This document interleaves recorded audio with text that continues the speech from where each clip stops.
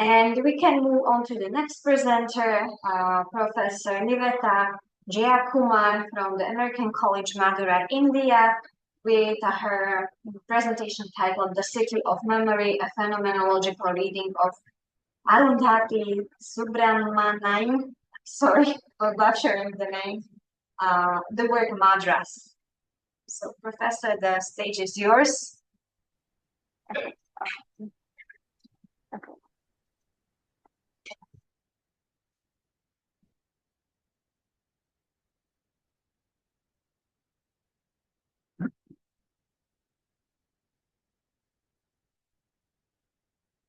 A very good afternoon. Am I audible? Yes. Wonderful. All right. Good morning to all of you all, and very good afternoon to my colleagues in India. Thank you, Constantine, the Philosopher's University, for this wonderful, wonderful opportunity. And hello to you, Masana. It's wonderful meeting you. And I would like to thank Dr. Maria and Dr. Paul Jeyakuma, our head and my guide, for introducing me to this conference. So with that, I start my presentation. There seems to be a technical issue, and therefore, when I share, I'm not able to give my image. So I hope that's okay. So here goes my presentation. The City of Memory, a phenomenological study, a phenomenological reading of Arundhathi Subramanian's Madras.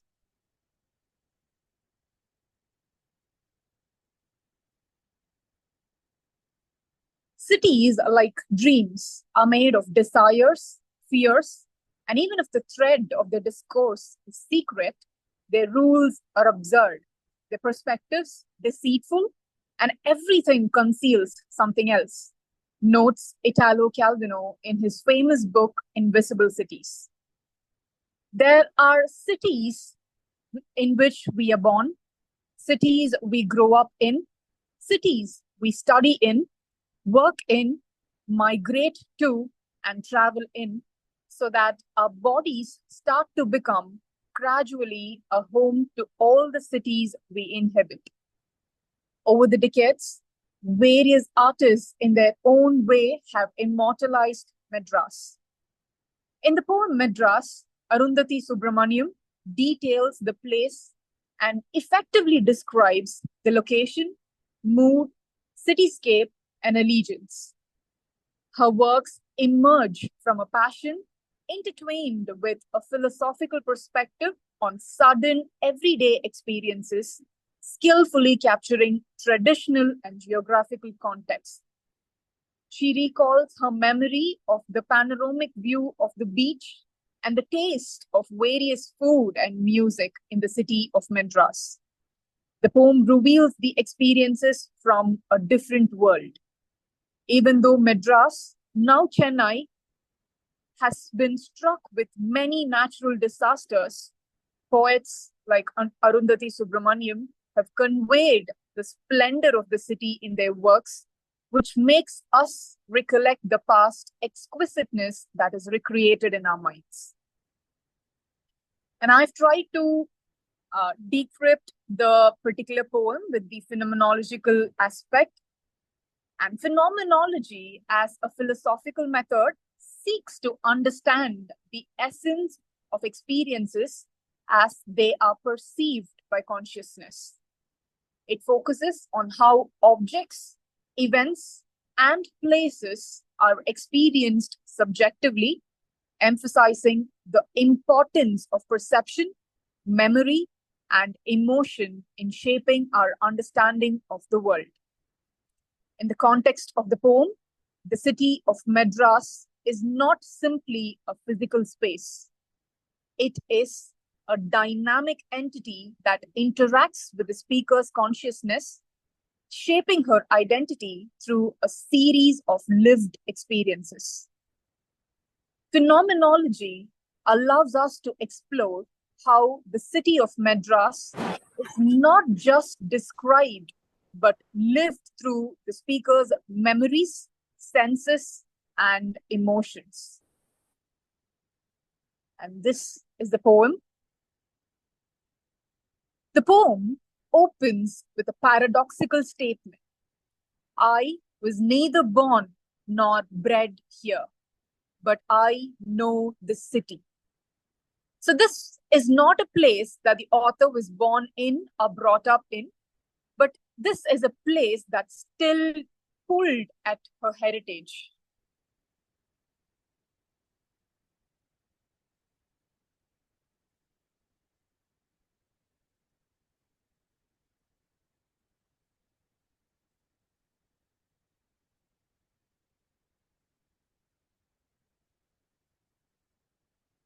It establishes the speaker's connection to Madras as something more than a matter of simple geography or upbringing. The use of the word no suggests an intimate, experiential familiarity, one that has been shaped by encounters and memories rather than birthright. The poem also places an emphasis on sensory experiences, which is another key aspect of phenomenology. It vividly captures the sensory landscape of Madras, which serves as a conduit for the speaker's connection to the city. The reference to the casuarina and tart mango slices, gritty with salt and chili, and the truant sands of the marina. My mother's sari, hectic with moonlight, still crackling with the voltage of an M.D. Ramanathan concert. The flickering spice root of tamarind and onion from Mylapore homes on summer evenings. Such lines invoke a rich sensory experience to the readers. The taste, texture, and sight of these elements are not just physical details, but are entities that are deeply embedded in the speaker's consciousness and so in mine. For someone as me who was brought up in Madras, these descriptions go beyond literary imagery. They are reflective of my own embodied experience. The gritty mango slices, my mother's sari, and the flickering spice of the tamarind and onion from Mylapore homes are not just poetic symbols, but aspects and familiar aspects at it of my everyday life. The elements are not just cultural artifacts. They are lived experiences that continue to resonate within the speaker and myself even in the present day. They form part of my personal history, tied to summers spent on the Marina Beach or evenings in Mylapore, attending concerts or festivals. These sensory encounters are imprinted into my consciousness, forming a deep connection with the city. The poem moves on to touch on the intimacy of language.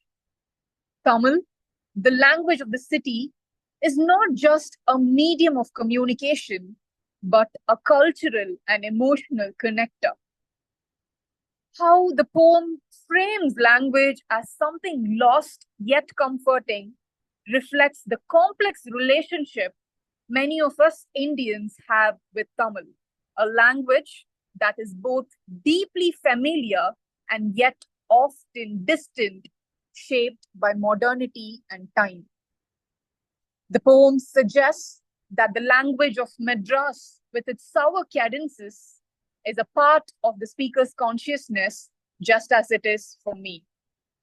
Language, in this sense, becomes a phenomenological marker of identity, an integral part of how we experience the world around us.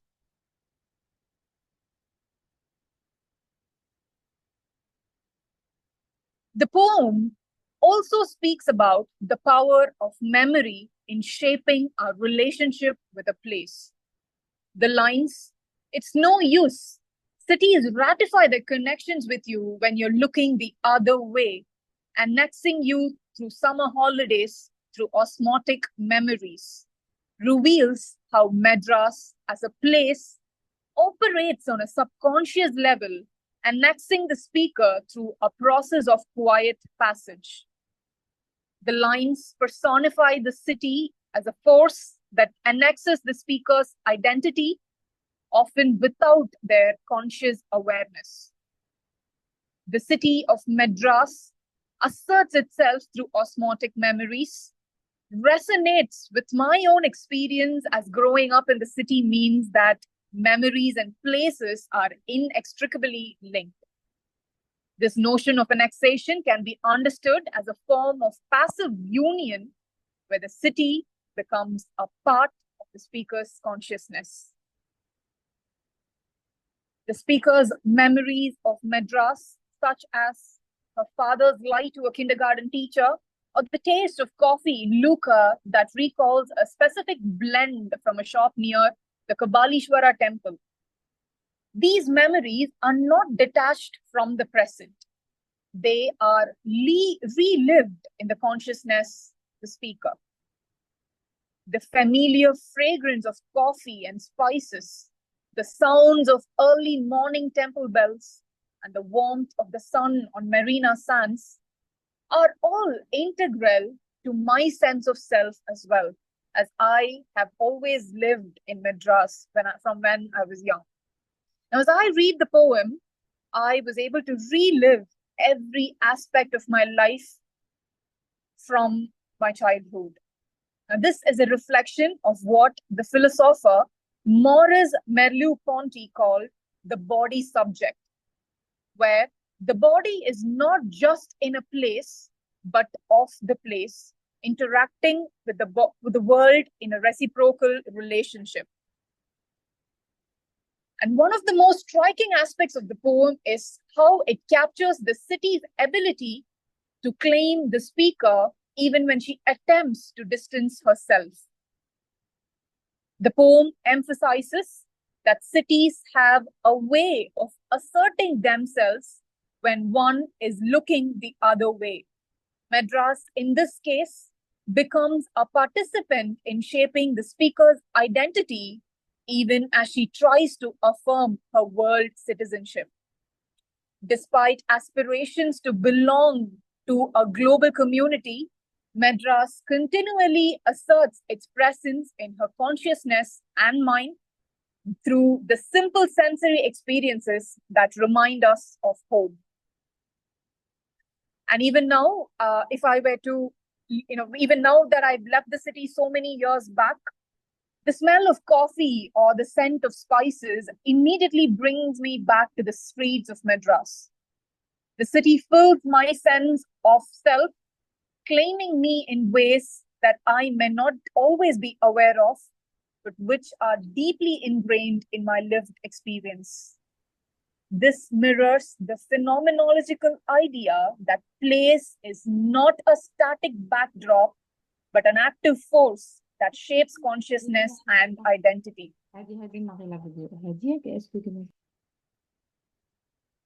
And in approaching the poem Madras through a phenomenological lens, I find myself drawn into a personal dialogue with the text. And that was why I chose this very personal poem. As someone who was brought up in the city, the poem speaks not only to the external landmarks of the city, but also to the deeply ingrained and often subtle ways in which Madras has shaped my sense of self. The phenomenological method, which focuses on the experience of consciousness, enables me to explore how the city is simply not a mere collection of sensory details, but a living entity that permeates my identity. The city, with all its sensory and cultural richness, seeps into the consciousness, becoming inseparable from the sense of self. And therefore, I myself am Madras. Thank you. Over to you, Martina. Thank you very much for your presentation. Are there any questions from our audience?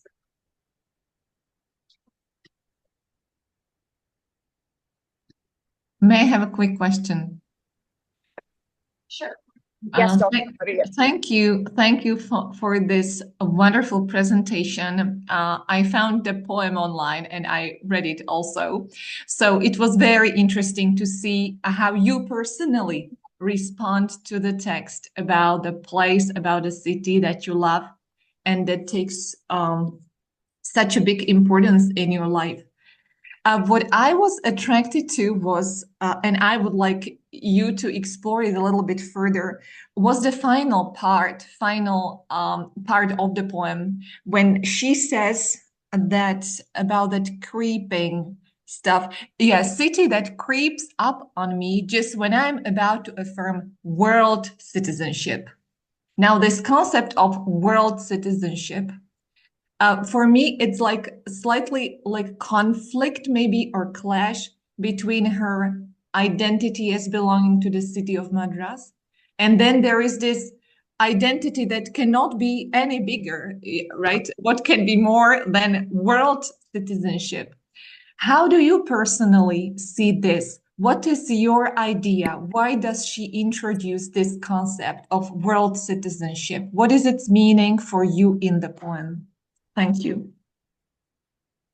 Right. So, personally, most of the writers who write about their hometowns or the places that they've lived in often carries this idea of diaspora. So, now that they have left the place that they once belonged to, they always want to go back to that exact place that they feel. And Arundhathi Subramanian it was a native of Coimbatore, not exactly Madras, but Madras is the place that she always visited during the summer vacation because her grandparents were part of Madras. And so there is a heritage pull that is tugging at her with concern to the city of Madras.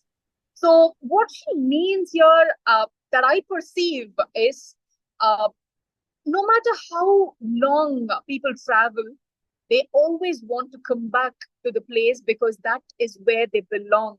And this sense of belongingness is something I think is what she's talking about when she means this place creeps up on me when she is trying to take up world citizenship. Because as an artist, she has been traveling around the world, and I believe she also happens to travel inside India a lot and outside of India.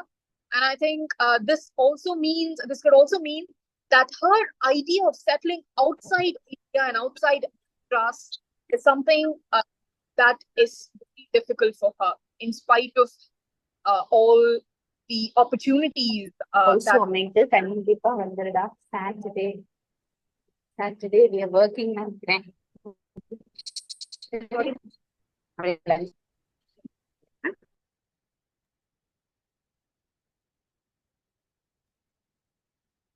So, in spite of every other opportunity that she has to travel around the world, I think this idea of wanting to come back is what she means in the last few lines of the poem, if I've answered your question. Yes, thank you. Thank you a lot.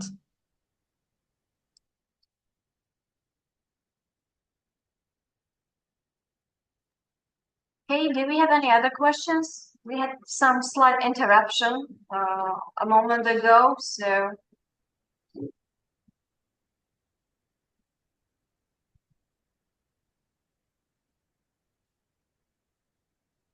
I'm not sure if anybody was trying to ask a question there.